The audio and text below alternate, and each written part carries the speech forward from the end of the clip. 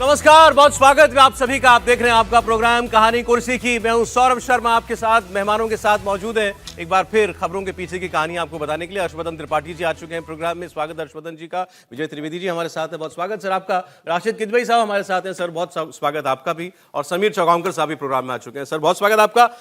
अब तो वोट पड़ना है बस कल, और उसके बाद 3 दिन के बाद गिनती होनी है वोटों की महाराष्ट्र और झारखंड में। लेकिन इस पूरे चुनाव में जो कैंपेन चला वो आप कह सकते हैं कि भाई बिल्कुल एक ढर्रे पर था और दोनों तरफ से वही था। जहां बीजेपी की तरफ से, महायुति की तरफ से एक है, सेफ है, बटोगे कटोगे, ये नारे चलते रहे और बिल्कुल साफ था कि हिंदू वोटों का बिखराव होने से रोकना है, जातियों में बंटने से उसे बचाना है। और जो वोट छिटक गया था लोकसभा के चुनाव में, खासतौर पर ओबीसी, दलित और ट्राइबल वोट, उसको किसी तरीके से बचाकर वापस लेकर के आना है। इसीलिए यह नारा एक हो तो नेक हो, एक हो तो सेफ हो, यह प्रधानमंत्री ने दिया। योगी आदित्यनाथ की इतनी सभाएं कराई गई महाराष्ट्र झारखंड दोनों जगहों पर, और वो खुलकर, क्योंकि इस नारे की शुरुआत उन्होंने की थी, वो खुलकर वहां पर कह रहे हैं बटोगे तो कटोगे, हिंदुओं एक हो जाओ, जाग जाओ। और इसके सामने क्या बताया जा रहा है? इसके सामने महाविकास आघाड़ी से जुड़ी हुई पार्टियां, उद्धव ठाकरे की शिवसेना, एनसीपी शरद पवार, कांग्रेस पार्टी, इनके नेताओं ने जिस तरीके से मुस्लिम वोटों को एक करने की कोशिश की है, बाकायदा फतवे निकाले गए, मौलानाओं ने अपील जारी की, सज्जाद नोमानी जैसे बड़े सीनियर इस्लामिक स्कॉलर, उन्होंने सीटों के साथ बाकायदा लिस्ट जारी की कि इन सीटों पर इन कैंडिडेट्स को मुसलमान वोट दें। इस सब का भी एक रिएक्शन हुआ। और दूसरी तरफ महायुति से जुड़ी पार्टियां, उन्होंने इसको भी काफी प्रोपोगेट किया कि देखिए, अगर दूसरी तरफ मुसलमान एक हो सकता है तो हिंदुओं को एक होने से रोकना, एक होने के लिए कहना, ये कहां से गलत है।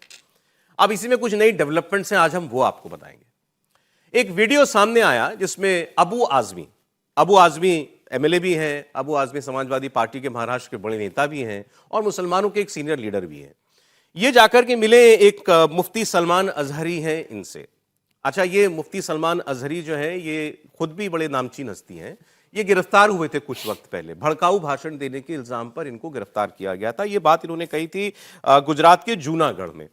अब इनसे जाकर अबू आजमी साहब मिलते हैं, बाकायदा उसका वीडियो रिकॉर्ड करते हैं और वीडियो फिर फैलाते भी हैं।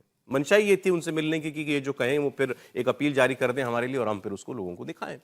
तो इस वीडियो की बात मैं आपसे करूंगा। और दूसरी ओर कल से एक सिलसिला शुरू हुआ जिसमें बहुत सारे हिंदू धर्माचार्य, महंत, उन सब ने भी अपील करनी शुरू कर दी है महाराष्ट्र झारखंड के लिए कि अगर वहां पर मौलाना मुसलमानों का वोट एकजुट करने के लिए फतवे निकाल रहे हैं तो फिर हिंदुओं को भी एकजुट होना चाहिए। हम भी अपील करते हैं, हिंदुओं एक हो जाओ और बीजेपी के लिए वोट करो। तो दोनों तरफ से होने लगा। लेकिन बीजेपी का कहना है कि ये जो साधु संत कर रहे हैं, इनको हमने ऐसा करने के लिए नहीं कहा, इनका रिएक्शन है। जो ये होता हुआ देख रहे हैं उसके जवाब में इन्होंने हिंदुओं को एक होने के लिए कहा है।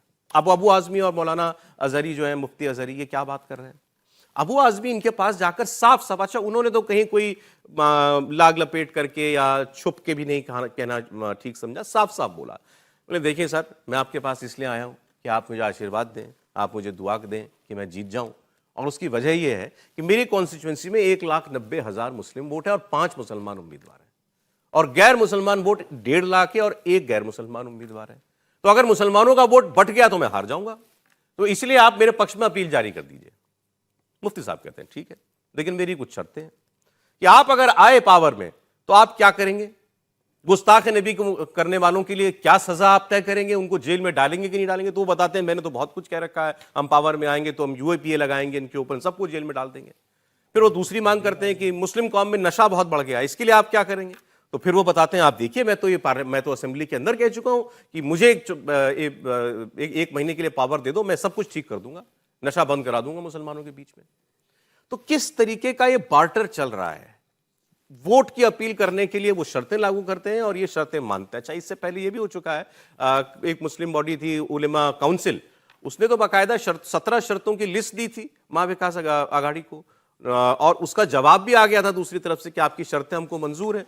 उसमें शर्तें थी आरएसएस पर बैन लगाओ, मुसलमानों को आरक्षण दो, जितने लोगों को दंगे के इल्जाम में मुस्लिम लड़कों को जेल में डाला हुआ उन सबको छुड़वाओ।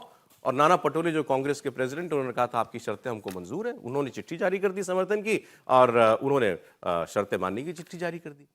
अब इस वीडियो को आप जरा देखिए, फिर हम यहां बात करें। ये जो बार बार कहा जाता है कौन किसके लिए वोट करे, इसके लिए कोई अपील करे, लोगों की तरफ से लोगों को वोट करने के लिए अगर कोई फतवा जारी करता है तो ये उसकी मर्जी है। ये उसका लोकतांत्रिक अधिकार है कि वो ऐसा कर सकता है। ये जो बातचीत आप सुनने जा रहे हैं, क्या इसको उस दायरे में रखा जा सकता है? सुनिए। जी आसिम भाई, कैसे तशरीफ लाना हुआ? देखिए, मैं कई दिनों से सोच रहा था कि आपसे मुलाकात करूं। जो आपके केसेस हुए तो हम लोग बहुत फिक्रमंद थे, और आप आए तो मुझे मुलाकात करने का बहुत दिल था, और अभी इलेक्शन भी है। जी जी। तो मैं तो खासतौर से अभी तो आया कि आप मुझे दुआ कीजिए कि मैं इस इलेक्शन में चौथी बार लड़ रहा हूँ इलेक्शन। अच्छा अच्छा। और इस इलेक्शन में मुझे कामयाबी में रखी कि मेरे यहाँ 1,90,000 मुस्लिम वोट है और 5 लोग लड़ने वाले हैं, और 1,50,000 वोट है और नाम मुस्लिम 1 लड़ने वाला है। अगर वोटों का बंटवारा होगा तो मेरे यहाँ फिर ये नफरत वाले बीजेपी के लोग जो मुसलमानों के साथ बार बार करते हैं, और आपके साथ भी उन्होंने किया ही, तो ये लोग चुन के नहीं आना चाहिए। मैंने आपसे दुआ करा मैं। बिल्कुल, अल्लाह ताला कामयाबी अता फरमाए। आप जिस तरह से सियासत में आगे बढ़ रहे हैं, या पहले से भी आपका रिकॉर्ड है, आप सिटिंग एमएलए रहे हैं, लेकिन कासिम भाई, मैं आपके सामने खुल करके इजहार भी करता हूँ जी जी कि हमारा नेताओं से या लीडरों से कोई दूसरा मुतालबा नहीं होता, ना ही कोई लेन देन के मामला होते हैं। समझ रहे होंगे जी हाँ, जी हाँ। हुजूर पाक सल्लल्लाहु तआला अलैहि वसल्लम की इज्जत, उस पर कोई उंगली ना उठाए, कभी गुस्ताखी ना हो। नामों-ए रिसालत हमारा मिशन है। अल्लाह ताला करे कि कामयाब हो, और उसके बाद अगर आप जीत करके आगे बढ़ते हैं तो बस हमको ये आश्वासन दे दीजिए कि इस सिलसिले में आप क्या करेंगे। देखिए, नामों-ए रिसालत की हिफाजत के लिए, इस मिशन के लिए आप क्या काम करेंगे? देखिए, हमारे यहाँ से कम 100 बार सरकार से सड़क पे ये डिमांड कर चुका हूँ। अब वो आदमी जाकर के केवल यही नहीं कह रहे हैं कि आप मुझे दुआ, मेरे लिए दुआ कीजिए, वो बाकायदा वोटों का समीकरण समझा रहे हैं त्रिपाठी जी अपनी कॉन्स्टिट्यूंसी का। 1,90,000 मुस्लिम वोट हैं, 5 उम्मीदवार हैं, वोट बढ़ जाएगा तो ये लोग आ जाएंगे नफरत फैलाने वाले। दूसरी ओर केवल 1 हिंदू उम्मीदवार है, गैर मुस्लिम बोल रहे हूँ, गैर मुस्लिम उम्मीदवार एक ही है, 1.5 लाख वोट है, वहां तो वोट नहीं बढ़ने वाला। अब इसको कैसे समझा जाए? नहीं, मुझे लगता है कि ये तो सबसे ठीक बात कर रहे हैं वो, और सबसे अच्छी बात कर रहे हैं। इसी को तो सेकुलरिज्म इस देश में कहा जाता है। भारत में तो हम जब से पैदा हुए, जब से जानते हैं, तो सेकुलरिज्म मतलब क्या है? सेकुलरिज्म मतलब ये है कि मुसलमान मत एक तरफ आप कर लीजिए, और हिंदू चूंकि वो तो जातियों में बटा होता है, वो तो हजारों साल से जातियों में है, तो भाई उसकी तो ऐसे ही बात करेंगे आप। तो मुझे तो नहीं लगता कुछ अबू आदमी बहुत गलत कह रहे हैं।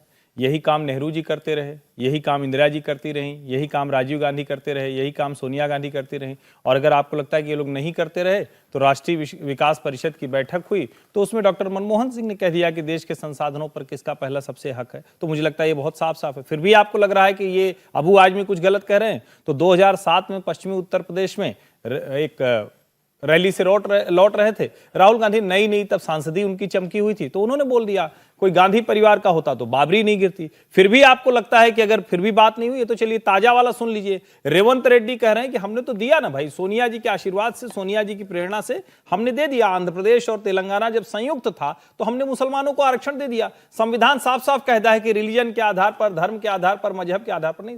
तो अबू आजमी तो कोई गलत बात कर नहीं रहे। मुझे तो नहीं लगता आप लोग क्यों, मतलब ये इसको क्यों ऐसे ही अब चुनाव लड़ा जाएगा? नहीं, ऐसे ही लड़ा जा रहा था। लंबे समय से एक तरह की बात करने वाले लोग इतनी बड़ी संख्या में थे, इधर वाले चुप बैठे थे, अब इधर वाले भी बोल देते।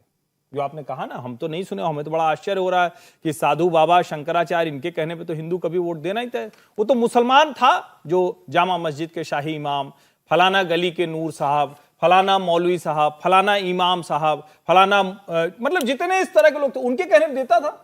हिंदू कब से ये साधु संतों, सन्यासियों, बाबाओं, इनके कहने पे वोट देने लगा? लेकिन अगर ये हो रहा है तो ये बहुत अच्छी स्थिति नहीं है कि राजनीति में इस तरह से कोई भी, मतलब धार्मिक कोई भी हो, पादरी हो, मौलाना हो या साधु सन्यासी, किसी का नहीं होना चाहिए। लेकिन दुर्भाग्य से सेकुलरिज्म जो कहा जाता था उसमें ये नॉर्मल प्रैक्टिस में था। अब रिएक्शन में दूसरी तरफ से भी लोग बोल रहे हैं। रिएक्शन की बात थोड़ी देर में आपको दिखाता हूं, वो सारे वीडियो भी हिंदू धर्म गुरुओं के। किरीट सोमैया बीजेपी के नेता, वो कह रहे हैं कि ये तो अब महाविकास अघाड़ी का नारा है, वोट जिहाद जिंदाबाद। अब महाविकास आघाड़ी के नेता अबू आजमी मुफ्ती सलमान अजहरी से मिल रहे हैं। ये वही मौलाना है कि जिनके खिलाफ हिंदुओं के विरुद्ध में भड़काने वाले भाषण करने के लिए कार्रवाई हो रही है। इसके पहले राहुल गांधी कांग्रेस और उद्धव ठाकरे सेना के नेता मौलाना सज्जाद नुमानी के सामने घुटने टेक रहे थे मुस्लिम वोटों के लिए। वोट जिहाद जिंदाबाद ये एमवीए का नारा बन चुका है। अच्छा, आप ये जिस घटना का जिक्र कर रहे हैं, गुजरात के अंदर कुछ बयानबाजियां हुई थी, उसके वहां पर प्रोटेस्ट करने के लिए मुफ्ती सलमान अजहरी पहुंचे हुए थे। वहां से बाहर निकलकर, और जितना मुझे याद आ रहा है, तो इन्होंने तो पुलिस स्टेशन के अंदर खड़े होकर वो सारी बातें कही थी। उसका वीडियो अभी भी मिल जाता है, मैं आपको दिखा रहा हूं वो वीडियो, एक छोटा सा वीडियो है, वो सुन लीजिए, जिसका जिक्र किरीट सुमैया कर रहे हैं। करबला का आखिरी मैदान बाकी है, कुछ देर की खामोशी है, फिर शोर आएगा, का वक्त है, कल हमारा दौर आएगा। लब्बैक या रसूल अल्लाह, लब्बैक या रसूल अल्लाह, लब्बैक या रसूल अल्लाह। ये उस नाजायज भी ये समझते थे हिंदुस्तान से इस्लाम खत्म हो जाएगा। अरे उनका चूरा भी यहाँ बाकी नहीं रहा, सब खत्म होकर चले गए। तुम भी अपने अंजाम। राजेश साहब, बीजेपी अभी तक आरोप लगा रही थी वोट जिहाद, अब एक नमूना देखा है अभी हमने। जी देखिए, ये बहुत आपत्तिजनक बात है, और इसको इलेक्शन कमीशन को, क्योंकि चुनाव चल रहे हैं और विधायक जी हैं और उनका एक वीडियो है, उसकी तस्दीक करके उस पर इलेक्शन कमीशन को कार्रवाई करनी चाहिए। देखिए, सबसे बड़ा दोष जो चुनाव में, जिसका हर्षवर्धन जी भी बात कर रहे थे कि धर्म और राजनीति का, हम जानते हैं कि तमाम धर्म के लोग, मतलब तथाकथित लोग मैं कहूँगा, वो उसका दुरुपयोग करते हैं। पूर्वोत्तर में हम देखते हैं कि चर्च का इस्तेमाल होता है, पंजाब में गुरुद्वारों का इस्तेमाल होता है, पूरा एक राजनीतिक दल है जो धर्म के नाम के ऊपर उसके आधार है, और इसी तरीके से मुस्लिम समाज में भी बहुत, और उसमें हर्षवर्धन जी ने बहुत सी चीज़ों का जिक्र किया। खुद अटल बिहारी वाजपेयी जी और इमाम बुखारी की भी बातचीत हुई थी, उसका उन्होंने उल्लेख नहीं किया। ये वही सरजमी है जहाँ के ऊपर चुनाव हो रहा है, महाराष्ट्र में, जहाँ ये सब बातें, जहाँ बाला साहब ठाकरे को चुनाव में वोट देने के अधिकार से वंचित रखा गया था, कानून के जरिए कानूनी लड़ाई हुई थी, और उस पर यह था कि उन्होंने चुनाव में धर्म का इस्तेमाल करने के लिए, धर्म के आधार के ऊपर वोट डालने को प्रेरित करने का प्रयास किया था। तो उसकी सजा में उनको 6 साल वोट न देने से, मतलब वोट देने से उनको वंचित रखा गया था। तो ये तमाम बातें, इसमें देखिए, ये कहना कि ये कर रहा है, ये समुदाय विशेष कर रहा है, ये समुदाय विशेष कर रहा है, ये मुझे लगता है कि अनुचित है। इसको लेकर के हमें एक मत होना चाहिए तमाम राजनीतिक दलों को, और खासतौर से लेकिन दल तो नहीं करेंगे, इलेक्शन देख रहे हैं, इलेक्शन कमीशन करें, बिल्कुल इलेक्शन कमीशन को इसका संज्ञान लेना चाहिए। अब सज्जाद नोमानी साहब, जो लिस्ट उन्होंने जारी की, बड़े सीनियर आदमी हैं, इज्जत है उनकी। नहीं सीनियर, देखिए वो कह रहे हैं कि भाई ये सीटें हैं, ये उम्मीदवार है, इसको वोट करो। अच्छा, इतना ही नहीं सर, अभी आपने कहा धर्म के आधार पर बाल ठाकरे को वोट देने से रोक दिया। बिल्कुल। सज्जाद नोमानी क्या कर रहे हैं? सज्जाद नोमानी ने तो यहां तक कहा कि ये तुम्हारी जिम्मेदारी है, दीनी जिम्मेदारी है, और अगर कोई तुम में से सामने वालों के साथ मिल जाए तो उसका हुक्का पानी बंद कर दो। देखिए, इन सब लोगों को तथाकथित धर्म, इनका कोई ऐसी राजनीतिक हैसियत नहीं होती है। अगर राजनीतिक हैसियत होती तो ये सब इस तरह की फालतू बातें नहीं करते। दूसरी बात ये मैं कहता हूँ कि अगर ऐसी सजा एक बाला साहब ठाकरे को नहीं, अगर ऐसे 1500 लोगों के ऊपर सजा हो जाती और उनके ऊपर बंदिश होती, तो आज इस स्थिति में हम नहीं पहुंचते, क्योंकि सिलेक्टिव इस्तेमाल होता है। और इलेक्शन कमीशन आप देखिए तो बिल्कुल मूक दर्शक बना हुआ। आप प्रोग्राम में चर्चा कर रहे हैं, आपके पास वीडियो के, इलेक्शन कमीशन को नहीं पता। उनके सब जगह ऑब्जर्वर होते हैं, जो डिस्ट्रिक्ट कलेक्टर होते हैं, वो जिला निर्वाचन अधिकारी होते हैं, उसको क्या काम कर रहे हैं वो।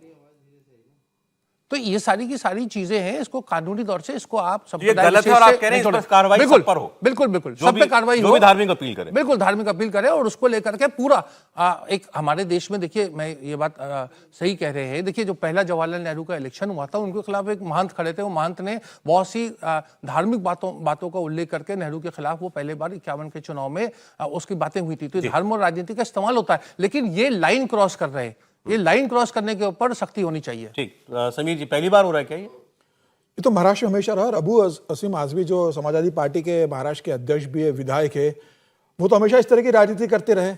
2009 में एक थप्पड़ भी पड़ा था विधानसभा के अंदर, राज ठाकरे के एमएलए ने थप्पड़ विधानसभा के अंदर मारा था। जब ये जीत कर गए थे विधानसभा के बाहर, उन्होंने हिंदू को लेकर और मराठी को लेकर भयानक अपशब्दों का इस्तेमाल किया था विधानसभा परिसर के अंदर। तो राज ठाकरे के एमएलए ने कहा था कि आपने विधानसभा परिसर में कहा है, मैं आपको विधानसभा में इसका सबक सिखाऊंगा। और जब शपथ ग्रहण हुआ उसके बाद अबू आजमी को थप्पड़ मारा था। अबू आजमी का डर यह है इस बार, अब वो क्यों समर्थन मांगने गए, क्योंकि इस बार उनके सामने नवाब मलिक चुनाव लड़ रहे हैं। उन्हें पता है कि अब इतनी लड़ाई आसान नहीं है, और नवाब मलिक जैसा व्यक्ति चुनाव लड़ रहा है तो बड़ा वोटों का बंटवारा होगा। और वो चाहते थे कि जिस तरीके से देवेंद्र फडणवीस जो वोट जिहाद का जिक्र करते रहे, मालेगांव का मॉडल का देवेंद्र फडणवीस जिक्र कर रहे थे, तो अबू आजमी कह रहे हैं कि भाई वोट बटे नहीं, मुझे पूरे वोट मिले क्योंकि वहां पर अकेला एक हिंदू का है। इस चुनाव को हिंदू बना मुसलमान करो और मुसलमानों को मैसेज देने की कोशिश करो। और उसके आगे की बात मैं आपको और एक बताता हूं, अभी 3-4 दिन से अबू आजमी का बेटा सारे जितने मदरसे हैं उन लोगों की विजिट की, उन लोगों को बुलाया और उन लोगों से कह रहा है कि भाई आप अपने यहाँ पे 400, 500 लोगों की बैठक करो और पूरा एक तरफा वोट हमें देने की कोशिश करो। तो मदरसों के अंदर बैठ के हो रही है कि किस तरीके से समाजवादी ये तो सज्जाद नोमानी ने खुलकर बोला था। उन्होंने कहा था कि मस्जिदों में आप ऐलान करके इनको बोलिए कि वोट डालने जाना है और टोलियां बना के जाओ, ऑटो रिक्शा पहले तय कर लेना किस ऑटो रिक्शा में बैठ के कितने लोग जाएंगे वोट डालने के लिए। इवन यहां तक सर हुआ है ना। तो जो फरहान आजमी, अबू आजमी के बेटे, वो तो उन्होंने टारगेट किया हुआ है कि सारे मदरसों को पकड़ो, सारे मौलाना को पकड़ो, रोज उनकी बैठक हो रही है, उनके लिए डिनर ऑर्गेनाइज हो रहा है, उनसे व्यवस्था की जा रही है कि कैसे मुसलमानों का वोट एक तरफ किया जाए और कैसे अबू आजमी वहां से जीते। और इसके आगे आप रेवंत रेड्डी का देखिए, रेवंत रेड्डी ने तो वहां डेरा डाला हुआ है। रेवंत रेड्डी जैसा व्यक्ति जो तेलंगाना के मुख्यमंत्री है, वो एक तरफा मुसलमानों के साथ बात कर रहे हैं। कांग्रेस ने उनको ड्यूटी दी हुई है कि आप बताइए कि तेलंगाना में आप किस तरीके से काम कर रहे हो मुसलमानों को लेकर, वैसे आप महाराष्ट्र में कीजिए। रेवंत रेड्डी बताए कि मानखुर्द वो क्यों गए थे, रेवंत रेड्डी बताए कि वो शिरडी भिवंडी क्यों गए थे, रेवंत रेड्डी बताए कि वो कुर्ला के मुस्लिम बहुल झोपड़पट्टी में क्यों घूम रहे हैं। रेवंत रेड्डी पूरा मुसलमानों के लिए एक तरफा वोटिंग करने के लिए महाविकास में कर रहे हैं। मुझे लग रहा है कि जिस तरीके से एक तरीके से महाविकास आघाड़ी इकट्ठे होकर मुस्लिम वोटों पे फोकस कर रही है, उसी आधार पर अपने देवेंद्र फडणवीस ने जो कहा था कि ये धर्म युद्ध है, और मुझे लग रहा है कि अब उसका एक छोटी सी बात समीर जी ने, हमारे मित्र ने बात करी, बार बार रेवंत रेड्डी की बात कर रहे हैं। रेवंत रेड्डी का तो कारनामा ये है कि जो तेलंगाना में चुनाव हुआ था, वो चुनाव में एक भी मुस्लिम विधायक कांग्रेस से नहीं जीता, एक भी।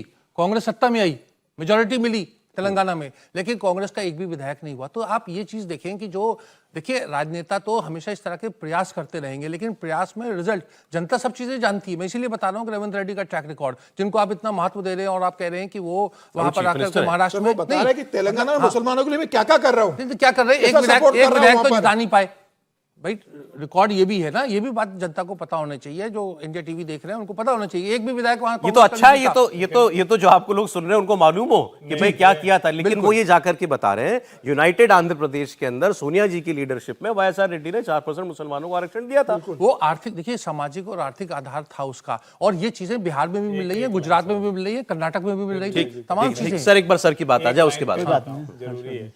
अब रेवंत रेड्डी पे तो हम सब बोल देंगे, राहुल गांधी पे कौन बोलेगा?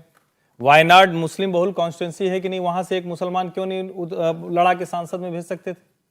भाई घर भर के जरूरी नहीं है, वो जरूरी नहीं है, मुस्लिम डोमिनेटेड है ना। आप कह रहे हैं कि रेवंत रेड्डी ने एक विधायक नहीं, मैं तो उसकी बात बताया था कि तो राहुल गांधी ही तो थे ना वहां, तब भी तो राहुल गांधी ने टिकट क्यों नहीं दिलवा दिया? ज्यादा से ज्यादा जितनी आबादी थी तेलंगाना में उसमें टिकट दिला देते, और मुसलमानों ने टिकट मिले थे लेकिन जीत नहीं पाए। नहीं, मुसलमानों ने ओवैसी और केसीआर को छोड़ा, जो उनके लिए इतना कुछ कर रहे थे तेलंगाना में, बाकायदा स्कॉलरशिप से लेके अलग से घर से लेकर सब कुछ किया। तो ये भी तो बात करनी पड़ेगी कि फिर मुसलमान क्यों कांग्रेस को वोट कर रहा है? वो भी तो वही कह रहे हैं कि भाई इतना मुसलमान कर रहे हैं कांग्रेस पार्टी, रेवंत रेड्डी एक मुस्लिम एमएलए नहीं जीत करके आया कांग्रेस पार्टी से, इतना प्रचंड बहुमत उनको तेलंगाना के अंदर मिला सर। और ये मुझे लग रहा है ये एक दूसरे पर फीड करते हैं, यहां ये दिखा करके उधर, तभी तो वहां हिंदुओं से अपील जारी करवाई गई ना। बिल्कुल ठीक बात आप कह रहे हैं। कुल मिलाकर क्या हो रहा है कि अभी तक ये बात जो चर्चा हुई कि मुस्लिम जो धार्मिक लीडर हैं उनका इस्तेमाल वो कर रहे हैं, ये कोई नई बात भी नहीं है। लेकिन वो अबू आजमी का ये कोई स्टिंग ऑपरेशन नहीं है, ये उन्होंने वीडियो रिलीज किया है ना, तो इसका मतलब है कि वो इसका इस्तेमाल करना चाहते हैं, इसका इस्तेमाल वो करना चाहते हैं। और उनकी लड़ाई उनको समझ में आ रही है कि वो जो कैंडिडेट हैं दूसरे गैर मुसलमान उनके साथ नहीं है, उनकी लड़ाई पहुंच गए तो क्या वो भी पहुंच जाएंगे तो क्या होगा। और सबसे अच्छी बात जो रशीद साहब भी कह रहे हैं कि हमारे पास, मतलब वो खराब भी बात है कि मुस्लिम रिप्रेजेंटेशन हमारी पार्लियामेंट में और विधानसभाओं में कम हो रहा है, ये एक तकलीफ वाली बात है। लेकिन ये अच्छी बात है कि ये जो सो कॉल्ड रिलीजियस लीडर्स हैं, जो समझते हैं, जो नेताओं को भरोसा दिलाते हैं, और नेता भी समझते हैं कि शायद इनके आने से या कुछ होगा, वो उनके दरबार में लगे रहते हैं, चक्कर लगाते रहते हैं और वहां से वोट मिलता नहीं है। ये भी अच्छी बात है, ये हिंदुस्तान की डेमोक्रेसी के लिए अच्छी बात है। लेकिन वो जब ये बता रहे हैं तो वो हिंदू जो बने हुए हमारे रिलीजियस लीडर्स, गुरु संत जो भी कह रहे हैं आप, वो भी अपील कर रहे हैं। वहां तो और मुश्किल काम है। वहां तो आज तक का रिकॉर्ड है कि कभी किसी हिंदू संत धर्म की बात को कोई खारिज नहीं किया गया, लेकिन उसके आधार को फतवा मान के, आदेश मान के किसी ने कोई वोट सर नहीं दिया। यही तो अंतर है ना भाई। मुझे नहीं मालूम कितना, नहीं, लेकिन मुसलमान भी नहीं दे रहे ना वोट। मुसलमानों में कुछ एक तबका तो होगा ना, एक तबका होगा जो लेकिन इनसे इन्फ्लुएंस होता है, होता होगा। मैं उस पर बात नहीं जा रहा, मैं कह रहा हूँ ये दोनों बातें गलत है। और जब वो बाल ठाकरे साहब के, क्योंकि महाराष्ट्र के चुनाव हो रहे हैं, तो मुझे वो बात ध्यान आ रही है कि बॉम्बे हाई कोर्ट ने किस तरह से उस पर वोटिंग राइट्स उनका खारिज किया था। 1987 की वो रैली थी बाईपोल की, जिसमें उन्होंने भाषण दिया और उसको वो चुनाव हार गए कांग्रेस। अच्छा, वो चुनाव जो पिटीशन जो थी वो कांग्रेस के कैंडिडेट की थी। अच्छा, जिस पर बाल ठाकरे साहब बैन हुए पर हुआ, फिर वो हाई कोर्ट ने दिया। अबू आजमी साहब ने एक सफाई भी दी है, वो भी आपको सुना देता हूं। वो कह रहे हैं भाई मैं अपनी कौम के लोगों से बात कर रहा हूं, इसमें क्या गलत है? बटेंगे तो कटेंगे की बात बीजेपी वाले करते हैं, मायावती के लोग अलगाववाद की बात करते हैं, हम तो सबको एक साथ लेकर चलने की बात कर रहे हैं। सुनिए। आपका वीडियो है सलमान अजहरी के साथ। बीजेपी हमलावर है, कह रही है कि वोट जिहाद का जो आरोप लगा रहे थे वो ये वीडियो दर्शाता है। क्या वोट जिहाद है ये? मौलाना अजहरी साहब 8.5 महीने तक बगैर किसी गलती के इन लोगों ने ज़बरदस्ती जेल में डाल दिया, उनको ज़मानत मिल गई और उनसे मैं बात कर रहा हूँ। क्या गलत बात है ये? अगर मैं अपने कम्युनिटी में किसी से बात करूँ और उनसे कहूँ कि भाई मेरे लिए आप सपोर्ट कीजिए, तो ये वोट जिहाद है क्या? हम हिंदू, मुस्लिम, सिख, ईसाई सब साथ में काम कर रहे हैं। जी हाँ, उनके लोग वहाँ अपने यहाँ भाषण कर रहे हैं कि ये 4-5 मुसलमान हैं, आपस में लड़ेंगे, हम जो है चुनकर आ जाएंगे। तो मैंने बात किया ना कि देखिए ये कैसी बातें कर रहे हैं। तो मैंने ये बात किया कि देखिए इस तरह की चीज़ें हो रही हैं, हमको होशियार रहना चाहिए। ये बीजेपी के लोग चुनकर आएंगे तो अदानी को पूरा गोंडी देना चाहते हैं। मेरे इलाके से मानखुश शिवाजी नगर से उद्धव जी को उम्मीदवार को जिताया, वो मुसलमान नहीं है, वो हिंदू हैं, लेकिन हम हिंदू मुस्लिम में एकता चाहते हैं, हमने दिया उसको वोट। अलगाववाद की बात आप वो करते हैं, वो कहते हैं बटोगे तो कटोगे, मतलब क्या इसका? हम कहते हैं जुड़ोगे तो बढ़ोगे। हमारा हर भाषण, हर चीज़ जोड़ने वाली होती है और इनकी हर बात तोड़ने वाली होती है। अब वो आजमी कह रहे हैं क्या गलत है अगर मैंने अपने समाज के व्यक्ति से बात कर ली तो? बहरहाल अब मैं आपसे अजहरी साहब के पास, अबू आजमी जी शरद पवार जी के पास जाते तो शायद ज्यादा रास्ता निकलता। उनके कहने पे ज्यादा लोग वोट कर देते। एक लाइन सर और जोड़ना है, राहुल जी को लेके जाते तो कोई दिक्कत ही नहीं थी। अभी तो तकरीर में कहा गया कि राहुल जी हमारे हीरो हैं।